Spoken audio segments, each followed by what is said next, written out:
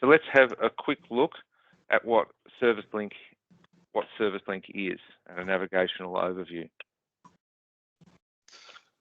Rightio, so this is the production environment. You can see it looks very much the same as the certification environment. The only difference here is that in this corner we've got the word production.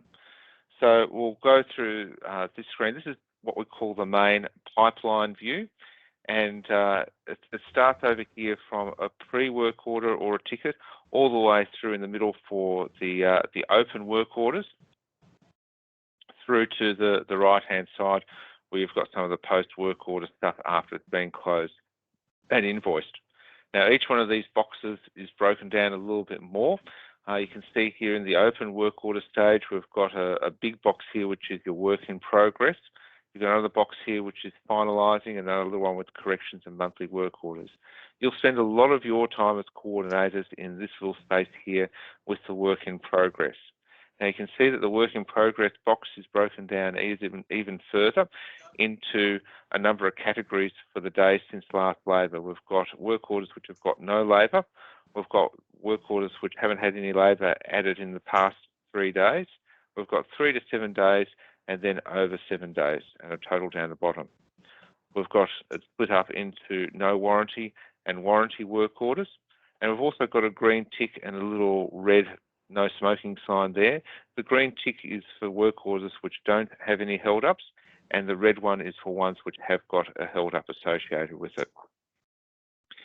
So when you manage your work orders, again, it will have the general flow of going all the way from here through with the open work order over into the post work order stage. Down the bottom of the screen here, we've got what we call the roadmap. Now, it's got a whole lot of different coloured icons and buttons on it, depending upon what the promise dates and what the unit to arrive dates are. So the little roads here, they're basically a unit to arrive date, and we can see here we've filtered down to the whole organisation, but we've got a unit to arrive date coming in on Monday. We've got some promise dates coming up. These are the little alarm clocks, so we've got 10 which are due on Monday.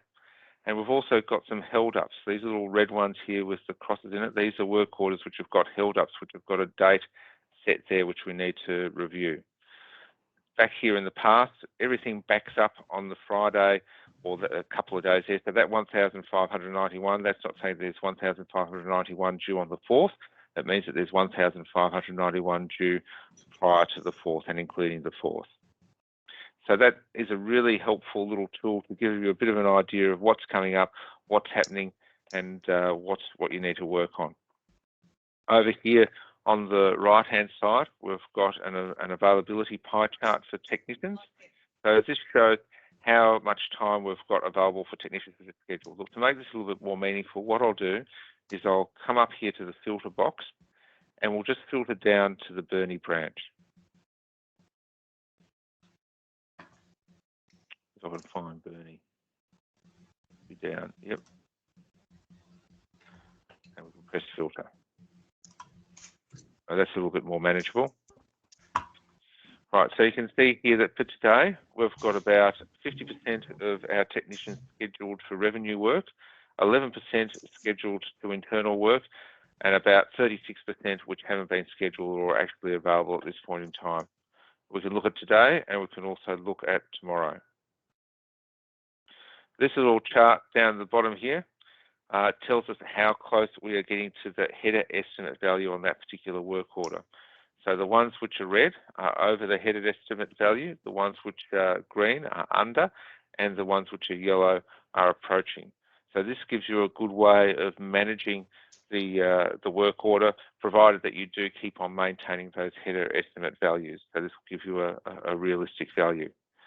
Now, the key thing about this particular screen is that virtually everything is hyperlinked. So I can click on this little bar here, and it will come and give me a list of all of the 57 work orders which are actually over. I can then click on the work order number, and that will take me straight into the work order. Similar sort of thing up here with the work in progress. I can have a bit of a look at the ones which are over 7 days with no held ups. Click on that. and that will very quickly give me a list of all of those work orders. Similar sort of thing down here. If I wanted to know what that unit to arrive work order was, which is so the machine which is coming in on Thursday, tomorrow at Burnie, I can double click on that, and that will tell me the work order which is coming in, or the machine which is coming in. Here, the next bit which I want to have a talk about is searching. So if I want to, this search box here is very, very powerful. So I can search for an individual work order. Oops, let's try 7. Oh, I'm not getting lucky here. There we go. MW68. So you need 2 or 3 or more characters to search, and it can bring up a work order number very, very quickly there. Now, this search function is a lot more powerful than just looking at individual work orders or searching for work order numbers. We can type in a company name, so it might be Grange, and it'll bring up all of the work orders which are currently open for Grange Resources. I might want to enter a serial number. So I can't remember a serial number off the top of my head there, but you could search for a serial number. So that one there, 0AZ.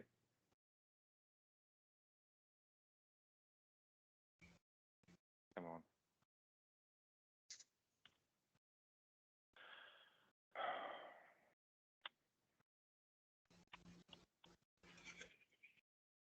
And that'll bring up all the appropriate serial numbers for that machine. They'll even give you an equipment number. So if you type in WL608, you can actually bring up the details of those work orders. So the search function is very, very powerful. You've got a couple of buttons along the top here so that you can narrow it down a little bit. So if you want to search just by serial number or by customer number or customer name, then you can select that. But generally all will give you the information that you need. Over on the right-hand side here is the recently viewed box. So if you click on that, it'll bring up some of the recently viewed work orders. So you can just click on one of those, and that will take you back to that particular work order. So what I want to talk about now is the work order screen in a bit more detail. So we'll find a work order which is good to have a look at. Do you have one which you recommend there, Brett? Oh, I can't see. A bit too small, eh? Yeah. I'll have a go at that one, eh? Yeah. Yep. Right. So when you click through, you get to this header view, or they call it an overview tab, where you've got all the customer equipment, shop instructions, some estimate, some other information, and then a key contact there. So down the right-hand side here, we've got a whole lot of what they call popsicle sticks. So we can see for this work order already, we've got a stock used equipment that we've got some warranty potentially on it, and we've already got another open ticket. So we've got it can do the in-shop review straight away there. So we can see we've got another work order already opened on that against that particular serial. If we have a look down here, we've also got a number of service letters which are open or available on that machine, which we could go and have a bit of a look at to see whether or not we want to do those.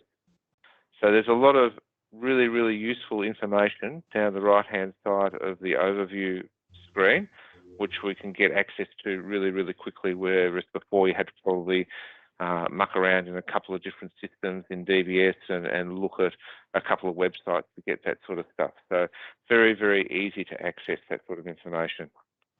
If we have a look at the segment view in a bit more detail, so we click on segments, and we've got a list of all the segments there. We'll probably have a look at perform maintenance. So you can see here that already you've got although the layout is different, you've still got the same sort of stuff. You've got a segment header, you've got some summary financials there, you've got the parts which have been added onto the job, you've got the labour, which has been booked onto the job already, and you've got some miscellaneous, which has been charged to the job as well. So quite similar to what we've done in the past. Hopefully that's big enough for you to see. I can make that a little bit bigger because I know that sometimes the screen isn't so good. So parts, labour and miscellaneous.